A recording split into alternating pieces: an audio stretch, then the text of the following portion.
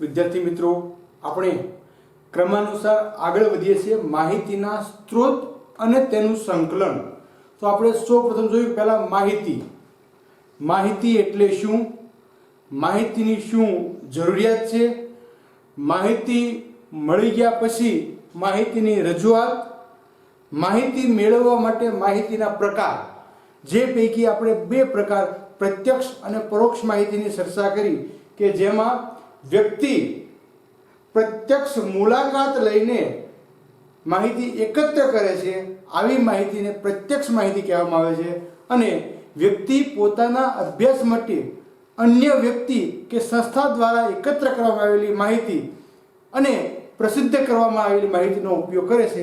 આવી માહિતીને દ્વિતીયક માહિતી અથવા પરોક્ષ માહિતી તરીકે ઓળખવામાં આવે છે.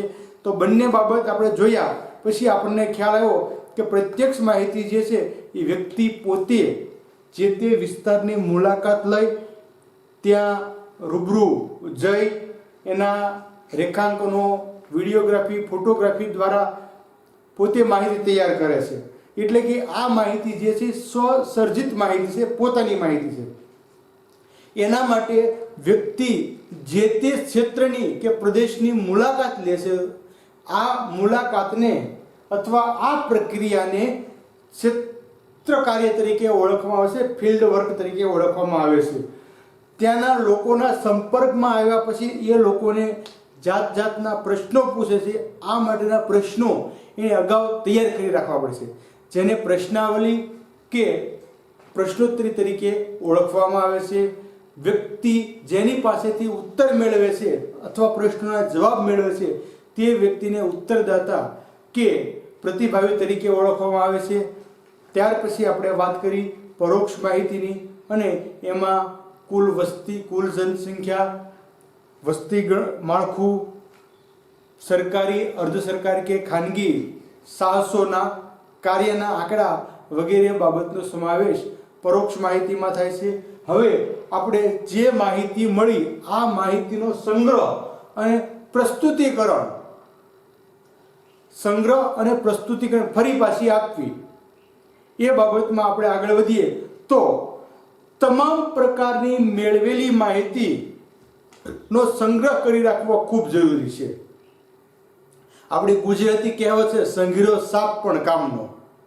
એટલે સંગ્રહ વૃત્તિ માણસમાં હોવી જોઈએ, પણ કઈ વસ્તુનો સંગ્રહ કરવો છે આ બહુ મહત્વની બાબત છે. પણ એમાં ન પડતા આપણે ભૂગોળની દ્રષ્ટિએ આગળ વધીએ તો પ્રત્યેક માહિતીનો સંગ્રહ કરી રાખવો જરૂરી છે. કારણ કે પ્રાથમિક કક્ષાએ કોઈ ખાસ હેતુ માટે એકત્ર કરવામાં આવેલી માહિતી ભવિષ્યમાં અન્ય કોઈને પણ જરૂરી બની શકે. આજે કોઈ પણ એક વ્યક્તિને જરૂર છે એટલે પ્રાથમિક માહિતી મેળવશે, ત્યાં રૂબરૂ જઈ સંપર્ક કરી માહિતી મેળવશે, પણ ભવિષ્યમાં આ જ માહિતીની જો બીજા કોઈને જરૂર પડે તો સંગ્રહેલી માહિતી હોય તો કામ આવી શકે. એટલા માટે પ્રત્યેક માહિતીનો સંગ્રહ કરવો જોઈએ અને ભવિષ્યમાં આવી પડનારી જરૂરતને પહોંચી વળવા માટે માહિતીનો સંગ્રહ કરવો જોઈએ. આપણે પ્રાચીન કાળની વાત કરીએ તો પ્રાચીન કાળમાં માત્ર લખાણો અને રેખાંકનો કે ચિત્રો દ્વારા માહિતી સાચવવામાં આવતી હતી. એ સમયે આવી અત્યાધુનિક સુવિધાઓ નહોતી, એટલે માત્ર લખાણો.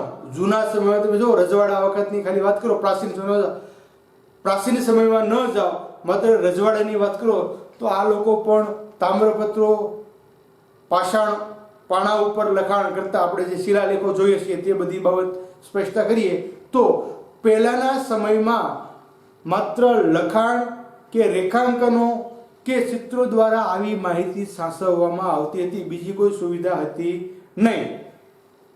સાહસિકો કે પ્રવાસીઓએ લખેલા વર્ણનો આ બાબતની પુષ્ટિ આપે છે. કોઈક સાહસિક, આપણે ઇતિહાસની વાત કરતા હોઈએ કે કોઈ પ્રવાસીએ મુલાકાત લીધી હોય અને એના લખાણો જોઈએ તો એમાં આપણને આ બાબત છે સાબિત થાય છે, પુષ્ટિ આપે છે એટલે સાબિત થાય છે. તેમના લખાણો દ્વારા તત્કાલીન સમયની, જે તે સમયની વિવિધ સ્થળોની પ્રાકૃતિક અને સાંસ્કૃતિક માહિતી પણ આજે જાણી શકાય છે.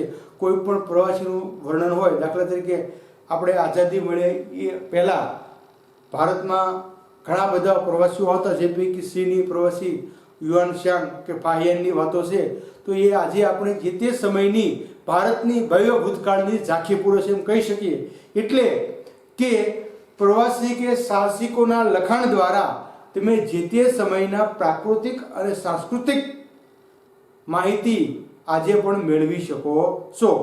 કયા સ્થળે કેવી વનસ્પતિ હતી, કેવા પ્રાણીઓનું અસ્તિત્વ હતું, મનુષ્યનો શારીરિક દેખાવ જે તે સમયે કેવો હતો, તેમની જીવનશૈલી કેવી હતી, આ બધી બાબતો ઇત્યાદિક બાબતોનું વર્ણન જે તે સમયે પ્રવૃત્તિ માહિતીનો સંગ્રહ છે. જે તે સમયે જે માહિતી ભેગી થઈ એના આધારે બધી બાબતો આપણે જાણી શકીએ છીએ. એટલા માટે માહિતીનો સંગ્રહ થવો જોઈએ. શા માટે? તો ટૂંકમાં જ છે કે ભવિષ્યમાં આવી માહિતીની જરૂરિયાત ઊભી થાય તો જે તે પ્રાથમિક માહિતી મળી શકે, એટલા માટે માહિતીનો સંગ્રહ કરવો જોઈએ. તો પોઈન્ટ પ્રમાણે આપણે જોઈએ તો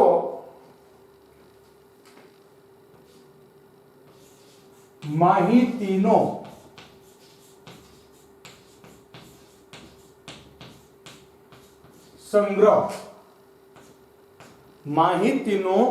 સંગ્રહ કરી રાખવો જરૂરી છે.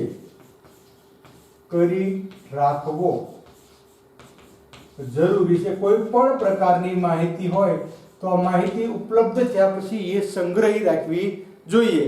શા માટે? તો એ કારણ કે પ્રાથમિક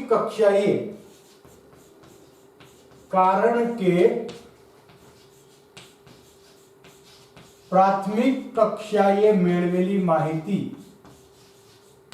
કારણ કે પ્રાથમિક કક્ષાએ કોઈ ખાસ હેતુ માટે એકત્રિત કરેલી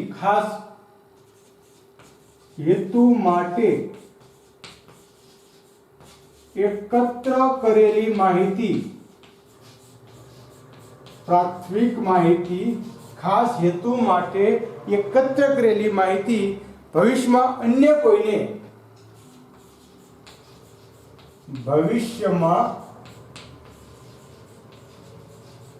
અન્ય કોઈને મદદરૂપ થઈ શકે, જરૂરી બની શકે.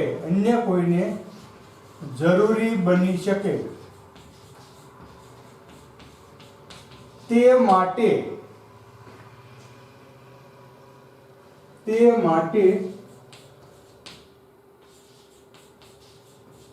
માહિતીનો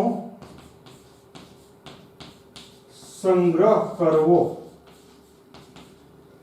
અન્ય કોઈને મદદરૂપ બની શકે તે માટે માહિતીનો સંગ્રહ કરવો જોઈએ. કોઈને જરૂરિયાત હોય તો આ માહિતી મળી શકે. અગાઉ માત્ર લખાણો કે રેખાંકનો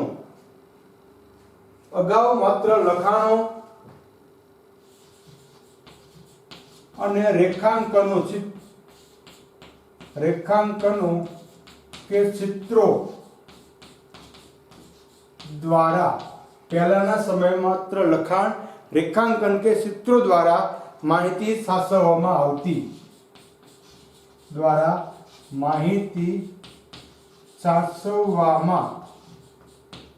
આવતી. કોઈ પણ લખાણ, રેખાંકનો કે ચિત્રો દ્વારા માહિતી સાચવવામાં આવતી.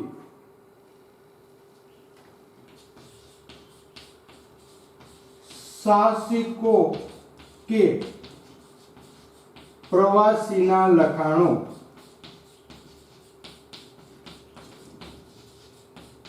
આ વાતની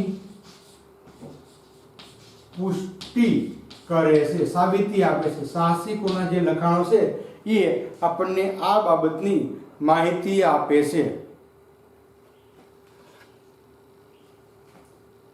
માહિતી કહે છે તત્કાલીન સમયના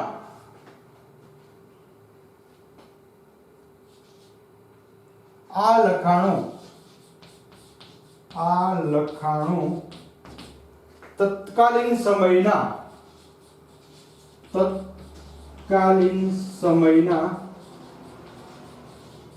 જે તે સમયના પ્રાકૃતિક અને સાંસ્કૃતિક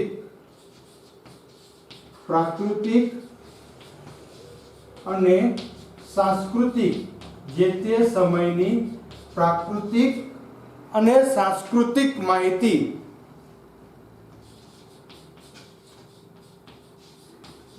આજે જાણી શકાય છે. જે તે સમયની માહિતી જે તે લખાણો દ્વારા આજે આપણે જાણી શકીએ છીએ. ત્યાર પછી તે સમયે કેવી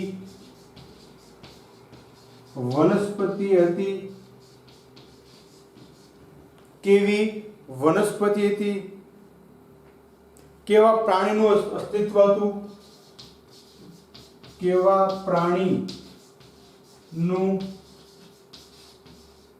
અસ્તિત્વ હતું, માણસની રીતભાત, માણસની જીવનશૈલી ઇત્યાદિ માહિતી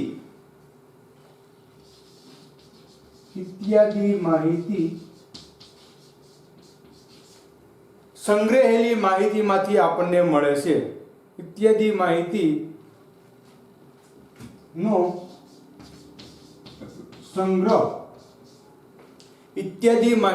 સંગ્રહ છે. આ બધી માહિતી આજે આપણે જોઈ શકીએ છીએ કેમ કે એ સંગ્રહ કરવામાં આવેલી માહિતી છે. આજે જૂના સમયમાં માત્ર લખાણો, રેખાંકનો કે ચિત્રો દ્વારા માહિતી હતી. આજે આ માહિતીનું સ્વરૂપ બદલાઈ ગયું છે. હવે એ સ્વરૂપની માહિતી નથી. સમય બલવાન હે, જેમ સમય બદલે એમ એમાં ફેરફાર થઈ શકે. દાખલા તરીકે આપણે અગાઉ ભણી ગયા દૂરસંચારના માધ્યમો કે પહેલા મૂંગી ફિલ્મ હતી, શ્વેત અને શ્યામ બ્લેક એન્ડ વ્હાઇટ ફિલ્મો હતી, ધીમે ધીમે બોલતી ફિલ્મો આવી, કલરફુલ ફિલ્મો આવી, કલરવાળી. એટલે એમ પ્રગતિ ધીમે ધીમે થાય એમ શરૂઆતના સમયમાં જે માહિતી લખાણો, રેખાંકનો કે ચિત્રો દ્વારા સંગ્રહવામાં આવતી હતી, આજે આ માહિતીનું સ્વરૂપ બદલાઈ ગયું છે. ચિત્રો અને ત્યાર પછી શ્વેત શ્યામ ફોટા દ્વારા માહિતીનો સંગ્રહ થવા લાગ્યો છે. સૌ પ્રથમ ચિત્રો, ત્યાર પછી શ્વેત શ્યામ ફોટા આવ્યા લખાણને બદલે. અને ભૌગોલિક માહિતીને સાચવી રાખવા માટે હવે રંગીન ફોટોગ્રાફ, સિનેમેટોગ્રાફી, વિડીયોગ્રાફી, મોબાઈલ અને ઇન્ટરનેટ જેવી વ્યવસ્થાનો ઉપયોગ કરવાથી તેનો સરળ સંગ્રહ થઈ શકે છે. આ તમામ બાબતને કારણે આજે કોઈ પણ માહિતી સંગ્રહ કરવી ખૂબ સરળ થઈ ગઈ છે. પહેલાના સમય જેવી આજે માહિતી અટપટી અને અઘરી રહી નથી, કેમ કે વિકાસ થવાના કારણે, ભૌગોલિક શોધખોળો થવાના કારણે. તો સમય જતાં માહિતીનો સંગ્રહ કરવાના સ્વરૂપો બદલાયા. ચિત્રો, ત્યારબાદ શ્વેત શ્યામ ફોટા દ્વારા, બ્લેક એન્ડ વ્હાઇટ, શ્વેત અને શ્યામ બ્લેક એન્ડ વ્હાઇટ ફોટા દ્વારા માહિતીનો સંગ્રહ થવા લાગ્યો. ત્યારબાદ આ ભૌગોલિક માહિતીને સાચવી રાખવા માટે હવે રંગીન ફોટોગ્રાફ.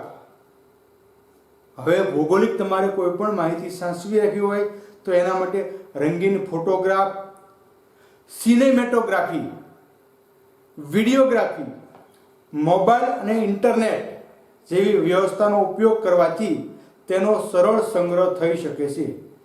આ ક્ષેત્રમાં ઉપગ્રહોની કામગીરી પણ નોંધપાત્ર છે, કેમ કે ઉપગ્રહ દ્વારા તમે સમગ્ર પૃથ્વીના ફોટા લઈ શકો છો. એટલે આ સંગ્રહની માહિતીની બાબતમાં આજે ઉપગ્રહોનો પણ ખૂબ ફાયદો આપણને મળ્યો છે. આ બધામાં નકશા દ્વારા સંગ્રહિત થયેલી માહિતીનું સ્થાન ઘણું મહત્વનું છે. જે નકશામાં જે માહિતી સંગ્રહ કરવામાં આવે છે એનું સ્થાન ખૂબ મહત્વનું છે, કેમ કે એમાં કોઈ ફેરફાર હોતા નથી.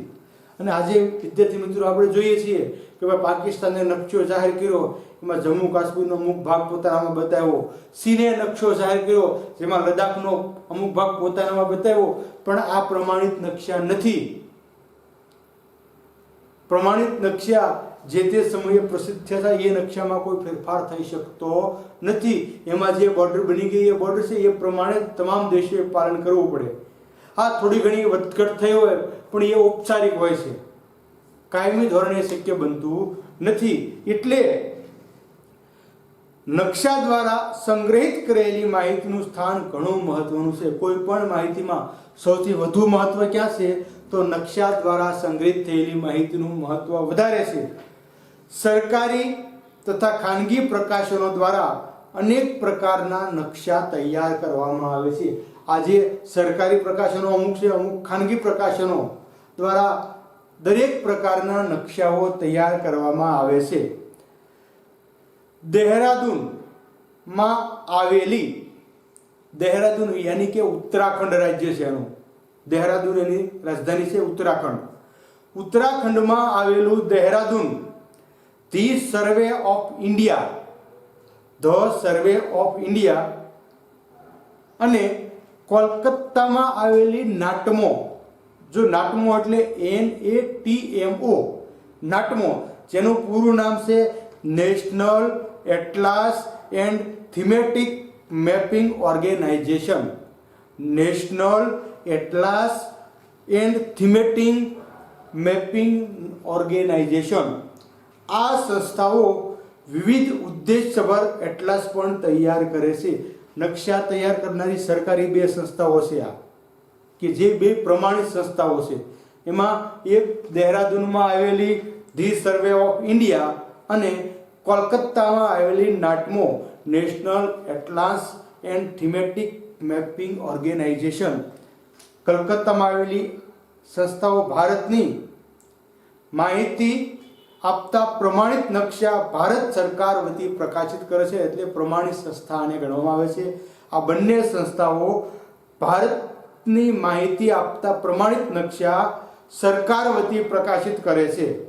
આમ આ સંસ્થાઓ વિવિધ ઉદ્દેશભર એટલાસ પણ તૈયાર કરે છે. આ બંને સંસ્થાઓ રોડ એટલાસ પણ તૈયાર કરે છે, પ્રવાસીઓ માટે જે અનુકૂળ થઈ શકે આવા એટલાસ પણ બનાવે છે. કેટલીક ખાનગી સંસ્થાઓ પણ ભારત તેમજ વિશ્વના દેશોની માહિતી આપતા એટલાસ પ્રકાશિત કરે છે.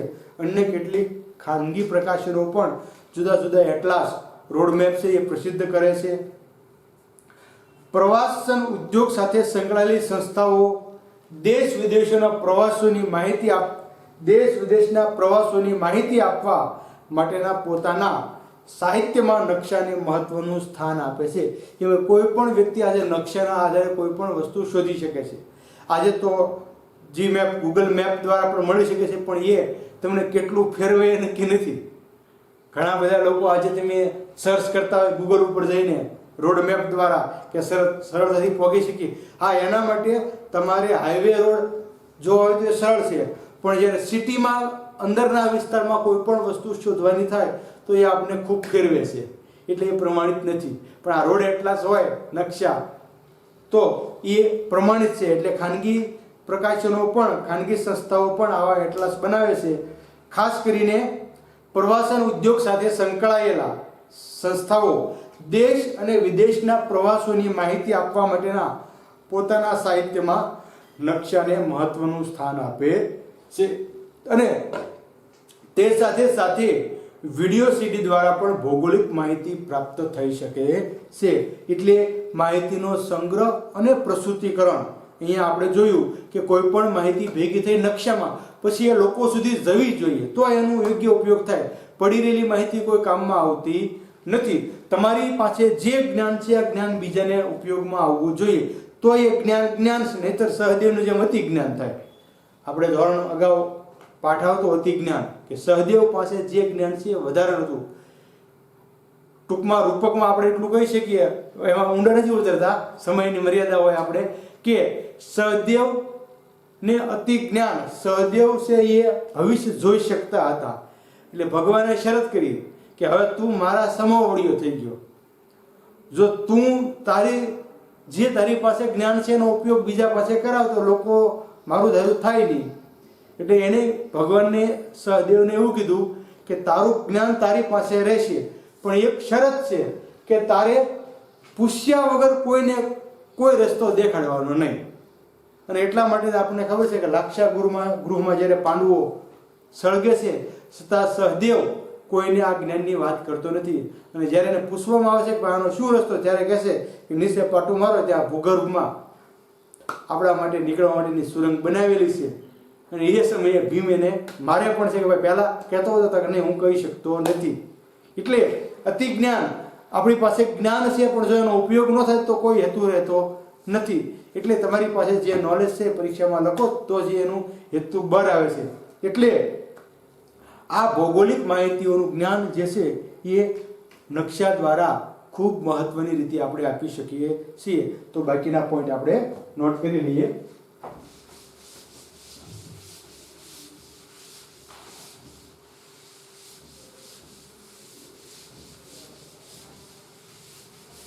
આપણે જોયું કે પહેલાના સમયમાં માહિતી કઈ રીતે સંગ્રહવામાં આવતી હતી. હવે માહિતી સંગ્રહવાનો સમય બદલાઈ ગયો છે. હવે એમાં ફેરફાર થઈ ગયો છે. જૂની માહિતીની કોઈ આવશ્યકતાઓ રહી નથી. સમય જતાં માહિતીનો સંગ્રહ કરવાના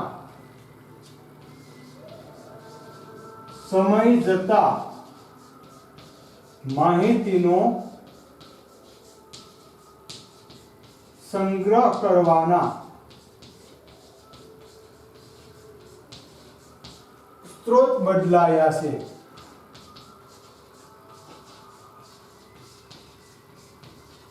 આજે આ માહિતીના સ્ત્રોત બદલાઈ ગયા છે. સમય જતાં માહિતીના સ્ત્રોત બદલાયા છે.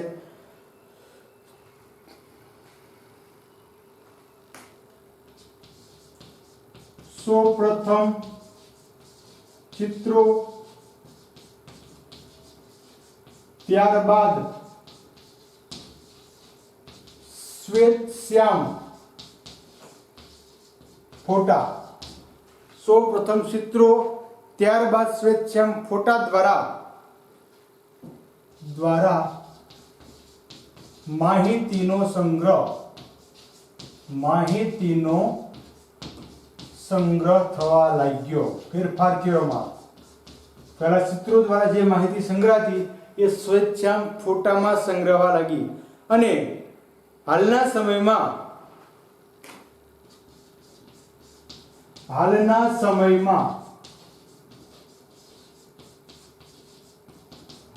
ભૌગોલિક માહિતી નો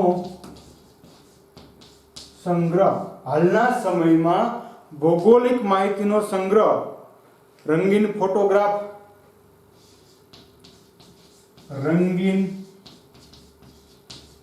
ફોટોગ્રાફ્સ, ત્યાર પછી સિનેમેટોગ્રાફી, વિડીયોગ્રાફી,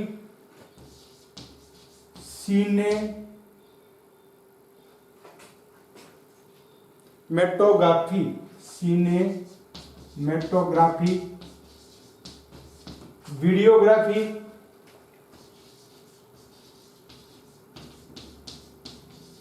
હાલના સમયમાં આ માહિતી રંગીન ફોટોગ્રાફ, સિનેમેટોગ્રાફી, વિડીયોગ્રાફી, મોબાઈલ અને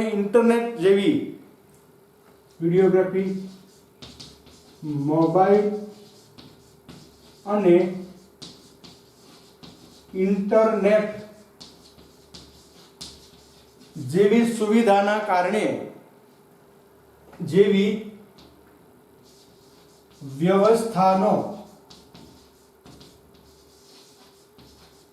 ઉપયોગ કરવાથી સરળ રીતે સંગ્રહી શકાય છે.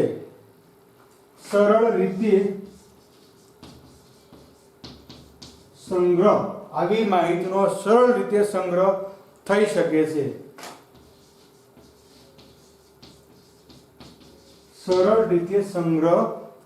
શકે છે.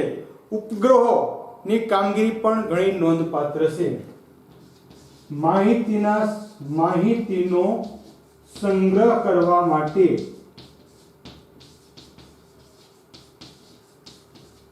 ઉપગ્રહ માહિતીનો સંગ્રહ કરવા માટે ઉપગ્રહોની કામગીરી પણ નોંધપાત્ર છે, મહત્વની છે. એના દ્વારા પણ આજે આપણે માહિતીનો સંગ્રહ કરી શકીએ છીએ. આ બધામાં નકશા દ્વારા સંગ્રહિત થયેલી માહિતી તમામ માહિતીમાં નકશા દ્વારા સંગ્રહિત થયેલી માહિતી તમામ માહિતીમાં નકશા દ્વારા સંગ્રહિત થયેલી માહિતીનું સ્થાન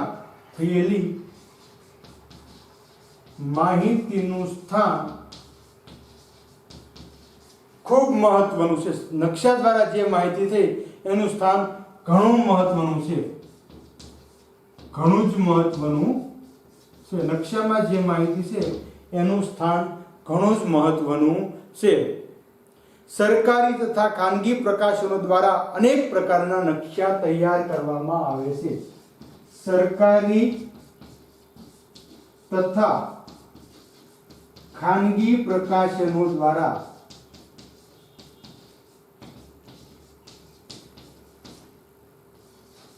અનેક પ્રકારના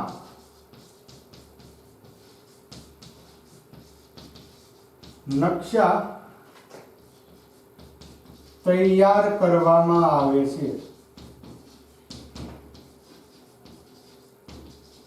તો આપણને અહીંયા સુધીમાં ખ્યાલ આવ્યો કે નકશાનું ખૂબ મહત્વ છે અને સરકારી અને ખાનગી પ્રકાશનો દ્વારા આવા ઘણા બધા પ્રકારના નકશા તૈયાર કરવામાં આવે છે.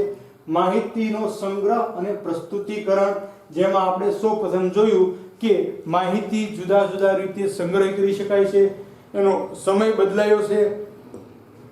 પહેલાના સમયમાં જે માહિતી સૂત્રોમાં એકત્રિત થતી તે સમયાંતરે શ્વેત અને શ્યામ ફોટોગ્રાફ આવી ગયા.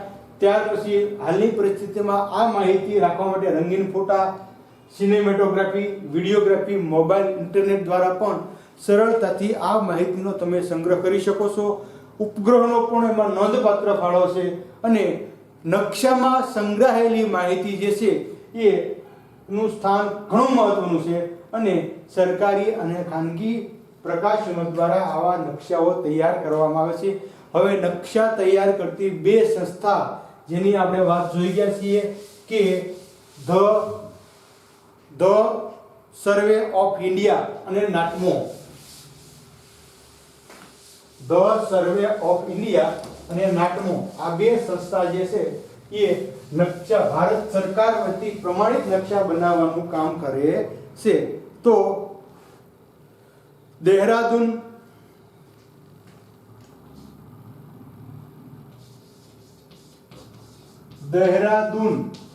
એનું રાજ્ય છે ઉત્તરાખંડ. દેહરાદૂન ઉત્તરાખંડમાં આવેલી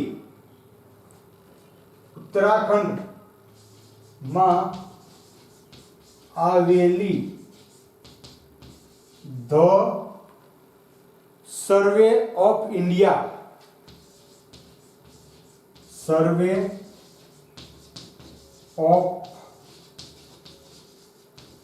ઇન્ડિયા અને કોલકાતામાં આવેલી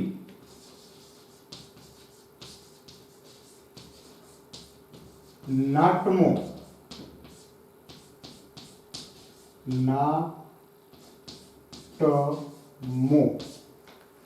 કોલકાતામાં આવેલી નાટમો એટલે national atlas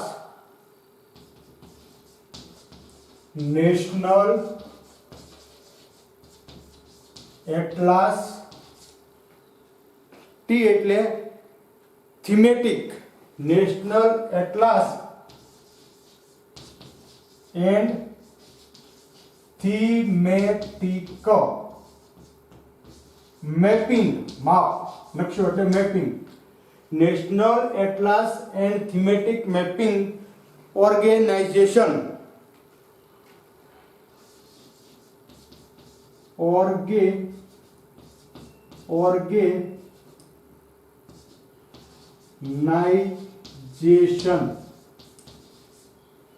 organisation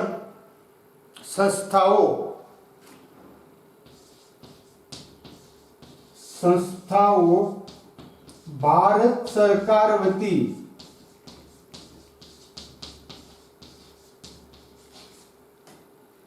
the survey of India Dehradun Uttarakhand રાજ્યમાં આવેલી છે અને કોલકાતામાં આવેલી નાટમો એટલે કે national atlas and thematic mapping organisation નામની સંસ્થાઓ જે છે એ ભારત સરકાર વતી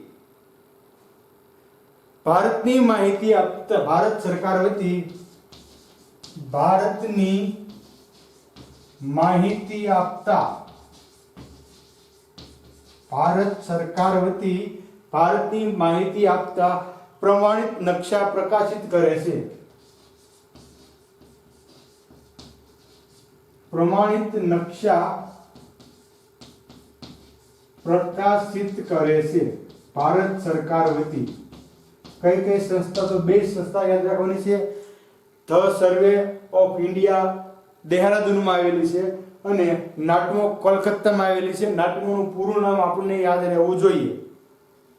એટલે આ બંને સંસ્થાઓ જે છે એ સરકાર વતી ભારતની માહિતી આપતા પ્રમાણિત નકશા જે પ્રકાશિત કરે છે. વિવિધ ઉદ્દેશ્યપર એટલાસ પણ તૈયાર કરે છે. આ સંસ્થાઓ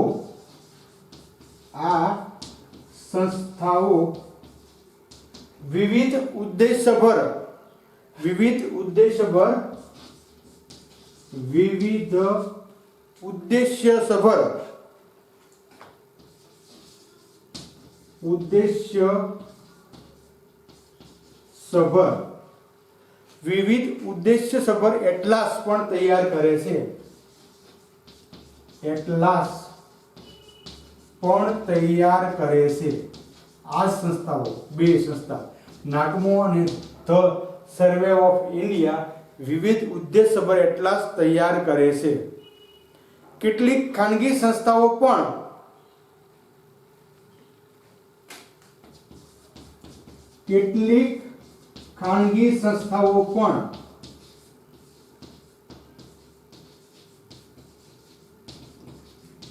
ભારત અને વિશ્વ કેટલીક ખાનગી સંસ્થાઓ પણ ભારત તેમજ વિશ્વના દેશોની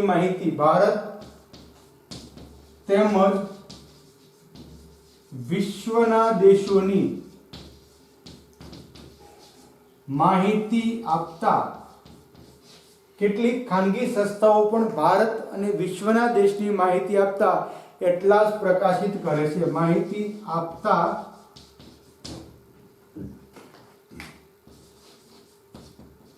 એટલાસ પ્રકાશિત કરે છે. ઘણી બધી ખાનગી સંસ્થાઓ પણ આ કામ કરે છે જે ભારત અને વિશ્વના જુદા જુદા દેશોની માહિતી આપતા નકશાઓ તૈયાર કરે છે. પ્રવાસન ઉદ્યોગ સાથે સંકળાયેલી સંસ્થાઓ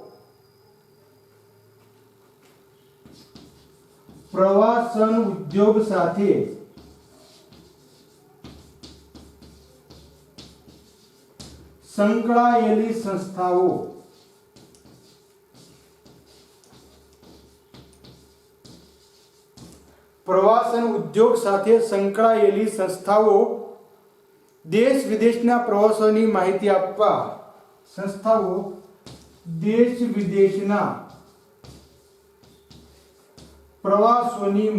આપવા આવા નકશા માહિતી આપવા માટેના પોતાના સાહિત્ય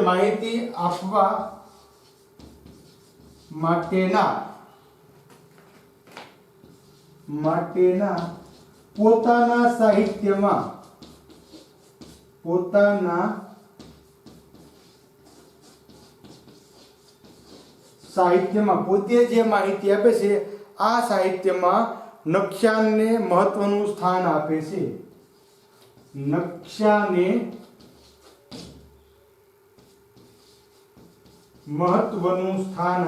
જે માહિતી આપે છે એમાં નકશાને મહત્વનું સ્થાન આપે છે. પ્રવાસન સાથે સંકળાયેલી જે સંસ્થાઓ છે એ દેશ વિદેશના પ્રવાસોની માહિતી આપવામાં જે સાહિત્ય આપે છે એમાં નકશાને મહત્વનું સ્થાન આપે છે. વિડિયો સીડી દ્વારા પણ ભૌગોલિક માહિતી પ્રાપ્ત થઈ શકે છે. વિડિયો સીડી દ્વારા પણ ભૌગોલિક માહિતી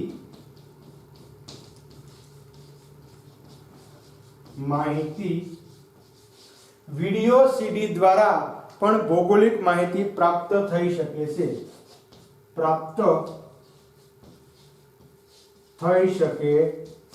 તો અહીંયા વિદ્યાર્થી મિત્રો આપણને સમજાવવું છે કે વિડિયો સીડી દ્વારા ભૌગોલિક, દાખલા તરીકે આપણે અમરનાથ ગયા નથી, પણ અમરનાથ જે લોકો ગયા છે એને જે વિડિયો સીડી બનાવી હોય અથવા ત્યાંથી જે વિડિયો સીડી મળતી હોય તો એમાં આ તમામ બાબતનું વર્ણન આપણે જોઈ શકીએ છીએ. ભૌગોલિક માહિતી કે ભાઈ કેવા બરફના ડુંગરા છે, વચમાં અંદર ગુફાની અંદર મહાદેવનું બરફનું શિવલિંગ છે. આ બધી વાતો હું એને ગયો નથી, પણ જોયેલી માહિતીને આધારે તમારી સાથે શેર કરી શકું છું. એટલે વિડીયોગ્રાફી દ્વારા પણ જે તે વિસ્તારની ભૌગોલિક માહિતી મળી શકે છે. એ પછી રાજસ્થાનનું રણ હોય, કચ્છનું સફેદ રણ હોય કે ડિસ્કવરી ઉપર આવતા ઘણા બધા જંગલોની માહિતી આપણે છે તો એ વિડીયોગ્રાફી દ્વારા આપણે જોઈ શકીએ છીએ. તો જે તે પ્રદેશની ભૌગોલિક માહિતી છે એ આપણને વિડિયો સીડી દ્વારા પણ પ્રાપ્ત થઈ શકે છે. તો આ તમામ બાબત હતી માહિતીનો સંગ્રહ અને પ્રસ્તુતિકરણ. માહિતી વિદ્યાર્થી મિત્રો મેળવી જેટલી સરળ છે એટલી જ આ માહિતી સંગ્રહ કરવો એ બાબત ખૂબ મહત્વની છે. એનો સંગ્રહ થવો જોઈએ, બીજાને ઉપયોગમાં આવે એટલા માટે. જૂના સમયમાં કઈ રીતે માહિતી સંગ્રહ રાખવામાં આવતી એની આપણે વાત કરી. હાલના સમયમાં માહિતી કઈ રીતે સંગ્રહ કરવામાં આવે છે. સૌથી પ્રમાણભૂત માહિતી કોઈ હોય તો તે નકશા છે. અને નકશા બનાવતી બે સંસ્થાઓ દહેરાદૂનની આવેલી ધ સર્વે ઓફ ઇન્ડિયા અને કલકત્તા અથવા કોલકાતાની NATMO national atlas and thematic mapping organisation, આ બંને સંસ્થાઓ ખૂબ મહત્વની છે જે પ્રમાણિત નકશાઓ ભારત સરકાર વતી જાહેર કરે છે. એ નકશાને પ્રમાણ તરીકે ગણવામાં આવે છે. એ આવી સંસ્થા જે છે એ ક્યારેય કોઈ ખોટો નકશો બહાર પાડી શકતી નથી. અને સાથે સાથે પ્રવાસન ઉદ્યોગમાં અન્ય કેટલાક પ્રકાશનો દ્વારા પણ આવા નકશા પ્રકાશિત કરવામાં આવે છે. અને પ્રવાસન ઉદ્યોગમાં સંકળાયેલી સંસ્થાઓ પોતાના દ્વારા દેશ વિદેશનું પ્રવાસીઓને જે સાહિત્ય આપવામાં આવે છે તેમાં નકશાને પણ મહત્વનું સ્થાન આપે છે. તો આ બાબત આપણે જોઈ અને આજના ત્રીજા દિવસે આપણે માહિતીની જરૂરિયાત, માહિતીની રજૂઆત, માહિતીના પ્રકાર અને માહિતીનું સંગ્રહ અને પૃથ્થકરણ, પ્રસ્તુતિકરણ સુધી આપણે પહોંચ્યા છીએ.